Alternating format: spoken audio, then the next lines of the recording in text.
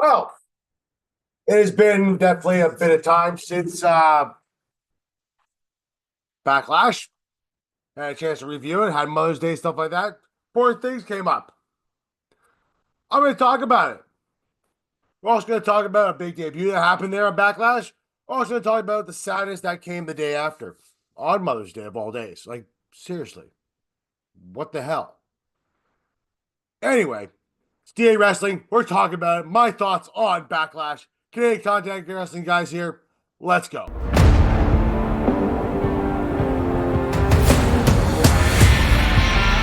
Okay. On today's show, like I said, we're talking Backlash, my thoughts on it. And we're going to talk a little bit too about the dearly departed Sabu. Right? So, before I get into this though, let's if you want to get the content here, make sure you like, share, subscribe on YouTube. That's right here. Right? Also, we are on Podbean. Check that out. Give us a follow there. Spotify as well. We thank you very much for your support. We thank you very much. Anyway, Backlash 2025. St. Louis, Missouri. Home of Randy Orton. John Cena versus Randy Orton. Well, was it a good match? I thought so. For the most part, I thought it was quite good. I mean, it kind of ended the way maybe it probably should have done, considering the way John Cena's heel turn is nowadays and how John's playing the heel. Yeah, it's how it should have ended. Right? Randy shouldn't have won, even though we all probably wanted Randy to win. God knows I probably did, but I knew that Cena should have seen was going to win. Simple as that. Think about it, right? It's good back and forth match. Both got their stuff in, right? Randy, John tried to poke Randy in the eye. He poked Randy in the eye, right? Randy returned the favor, right? They point out as well too that I don't know why John should be so shocked by this. Anyway, Randy's known to be doing this stuff. He doesn't give a damn. He has no problem doing it. Or as they said, everybody's shocked that John took that way. No, he shouldn't be. John Cena is a heel now. He's going to be doing those little cheap things there. Right? John obviously kept the title. Right? After Randy basically RKO'd everybody. Then R-Truth came out. Got RKO'd for his trouble. John eventually hits Randy with the title. Right? Ends up getting the pin after a new referee comes out. Because everyone got taken out. And John gets the 3 count. John, at the end of the match, standing on top of the rope saying, I need competition. So you gotta wonder who's next. I'm wondering at this point now, too. I used to think it was probably Randy Orton that's going to take the title off over John, but that's obviously come and gone now.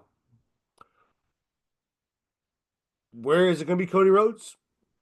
We still haven't seen Cody since Mania.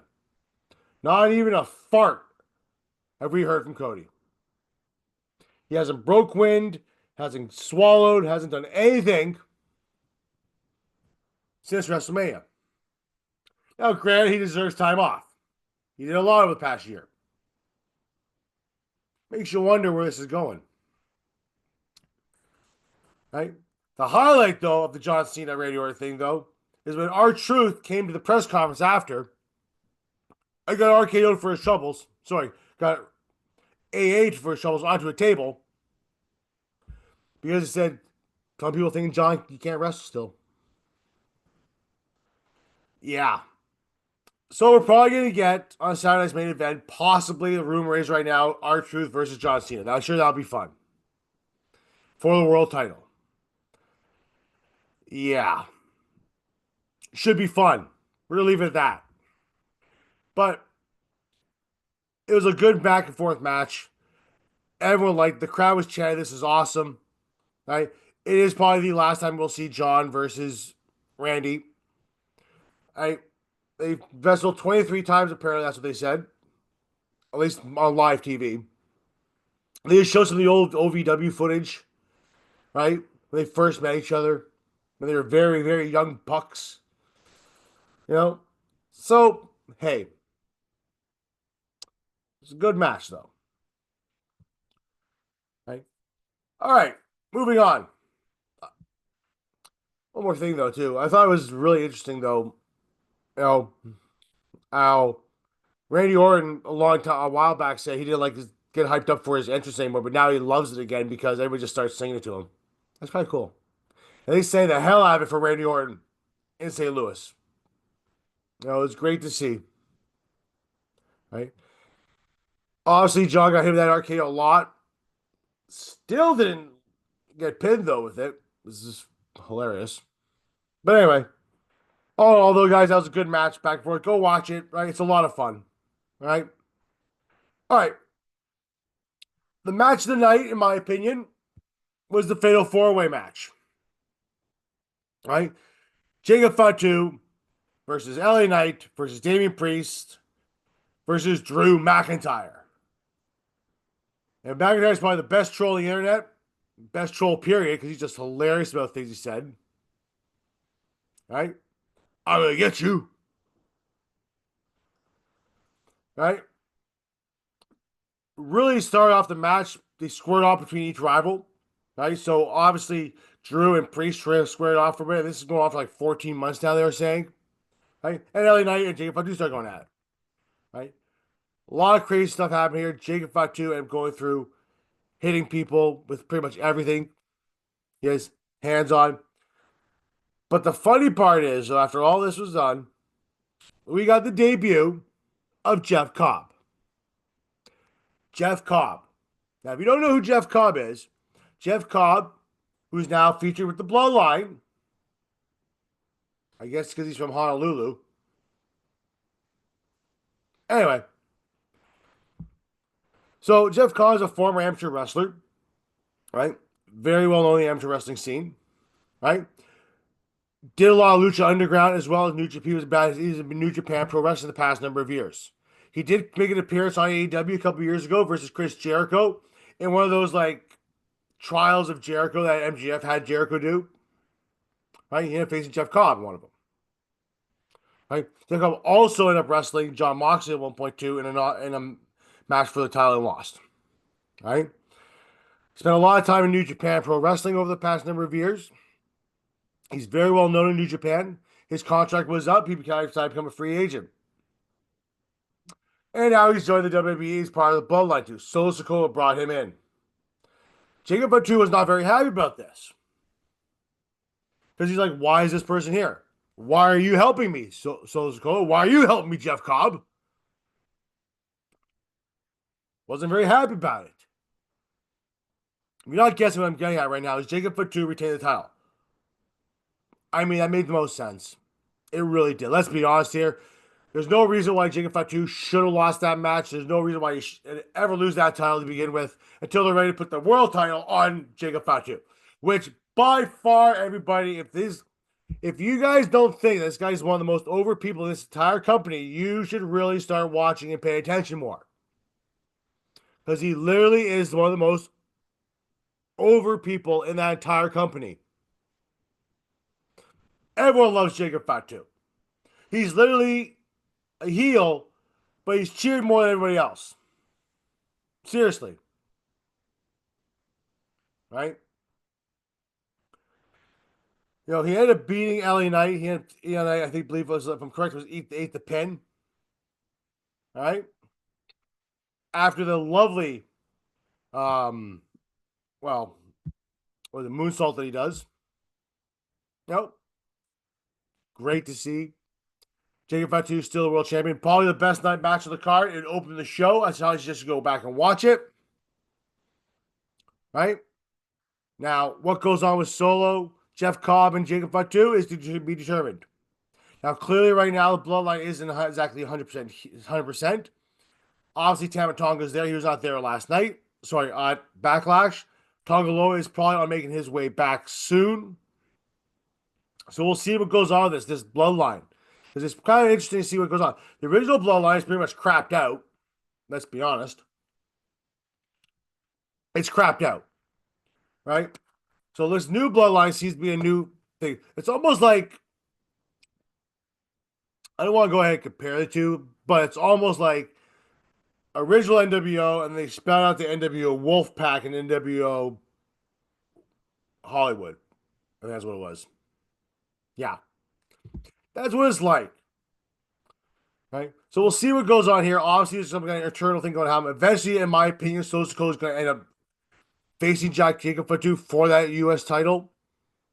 Whether or not he wins, and then Jacob eventually gets it back.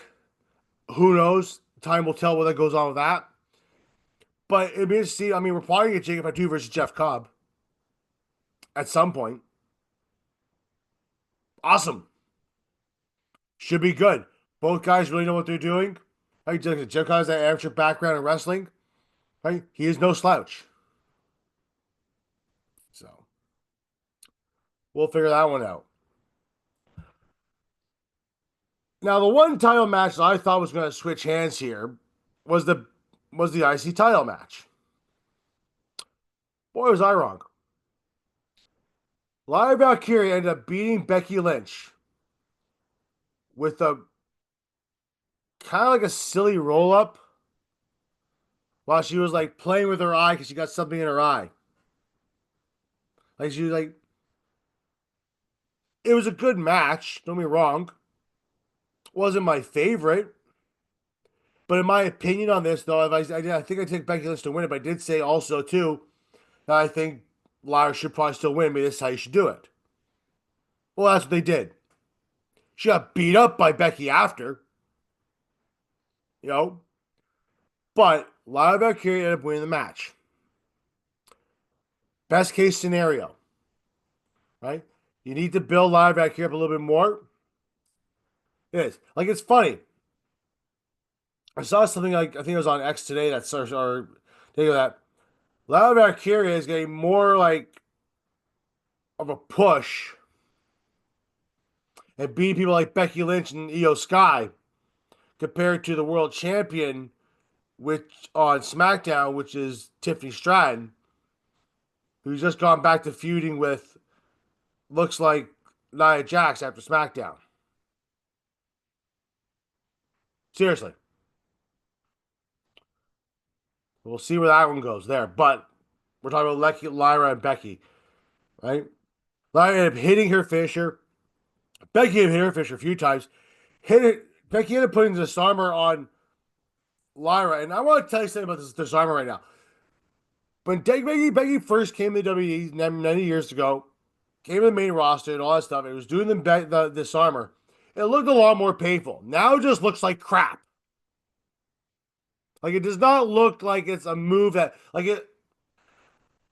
Okay, wrestling, we all know, folks. Let's be honest here. Okay, let's just cut red crap for a second here. We all know wrestling is very athletic, but the outcomes are determined.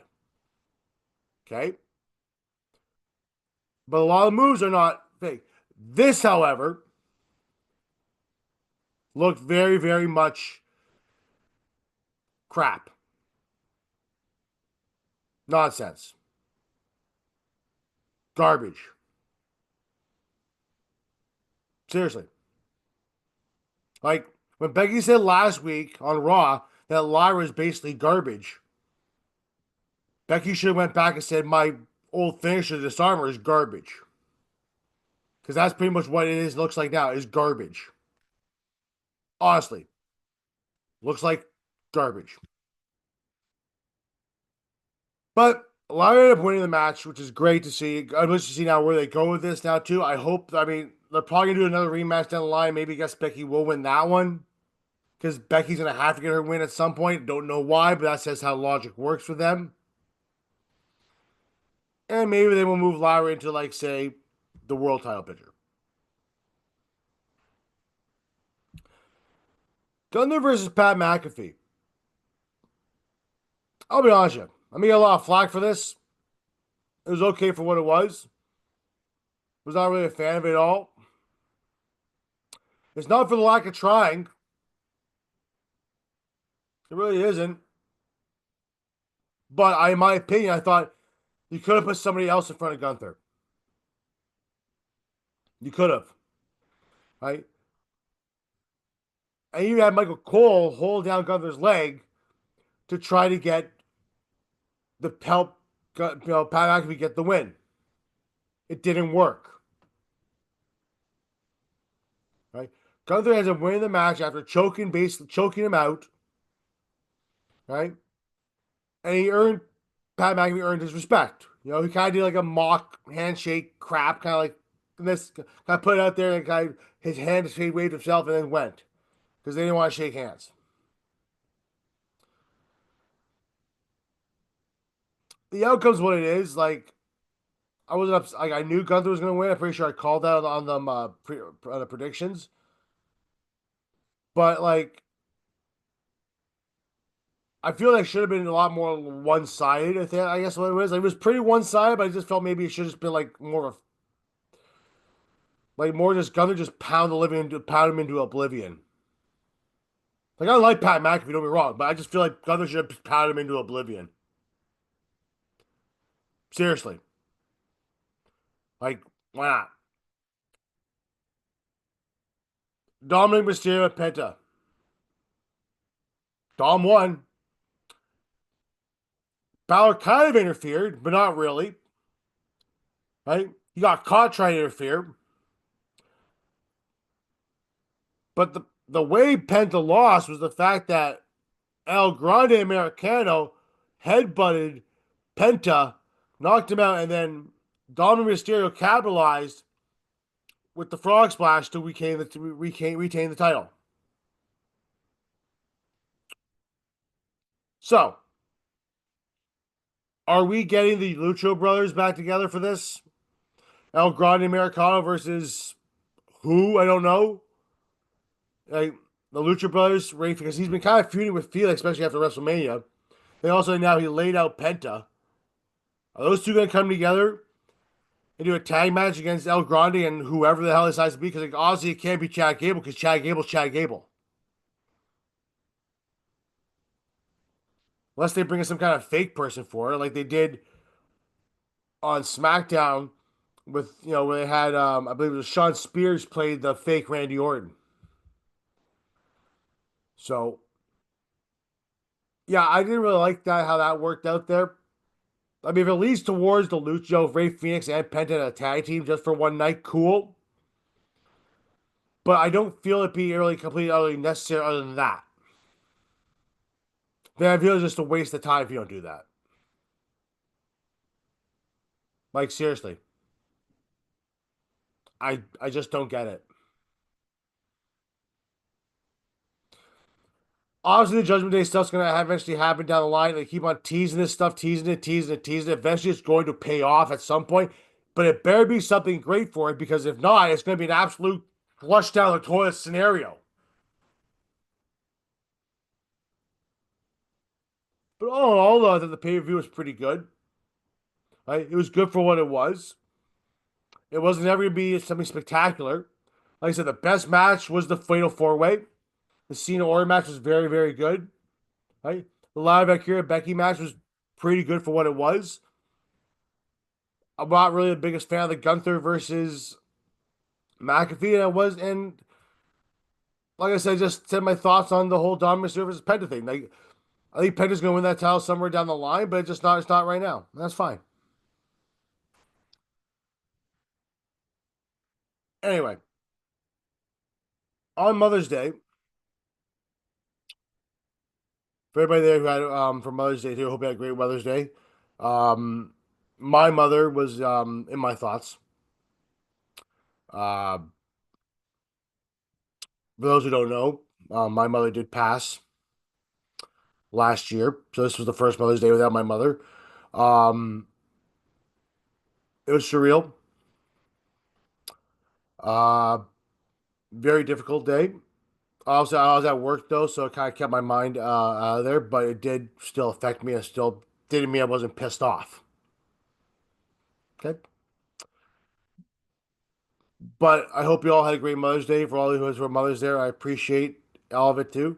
I hope you all had a great one. But we had sad news on Mother's Day though too, where the legendary Sabu passed away suddenly. There is no cause of death really known yet. Um, Born Terry Bruick, he was trained by his uncle, the original Sheik. He was a three-time champion ECW. twice the heavyweight champion, one time the NWA champion. He wrestled all over the place. He had a brief stop in New Japan Pro Wrestling, FMS Wrestling. It's called the Formal something Wrestling, S Wrestling. He had a small stint in WWE, especially when they rebooted the ECW brand. The guy had matches with Rob Van Dam, New Jack, Sandman, who's who of ECW. Arguably the most popular, arguably the most popular guy in ECW. I mean, obviously, you had Rob Van Dam there, Sandman in the ECW days, right? But Sabu was like on a league of his own. Like when Sabu came out, everyone just got absolutely insane. The guy did a lot of crazy stuff. To be honest with you, like he, the fact that he lasted to 60 years old was impressive considering some of the things that he did. Sabu will be missed. Right, you point to the sky, look up, as Sabu traditionally did, and hopefully he rested well. Hopefully, whatever pain or whatever he was in or whatever caused his death, it's not pain for him anymore. Uh, Sabu touched a lot of people's lives. I know Sabu, to me, if you think of ECW, you think of Sabu. Argue me if I'm wrong. Comment down below. But yeah, that's pretty much my thoughts on that. Really quick thoughts on it too. Anyway, guys, that's my recap of Backlash in a nutshell. My thoughts on it. My thoughts on Sabu. Happy Mother's Day to everybody else too. I know it's a day later, but hey, still happy Mother's Day to all you anyway. Right? I'm Andrew. Make sure you follow us on all DA Wrestling's sites. We are Podbean, Spotify, YouTube. We're on X at DA Wrestling or DA Sports Pod, whatever you want to look up there. It's one of them. Right? DA Sports on TikTok, where we feature thumbnails for our new videos that are up on YouTube. Links always in the bio there, folks. Right? AMP 1982, that's my personal one. D Lions 1991, that's Doug whenever he's here. Right? Have a good one, guys. Thanks very much. Probably talking Raw tomorrow night. Have a good one.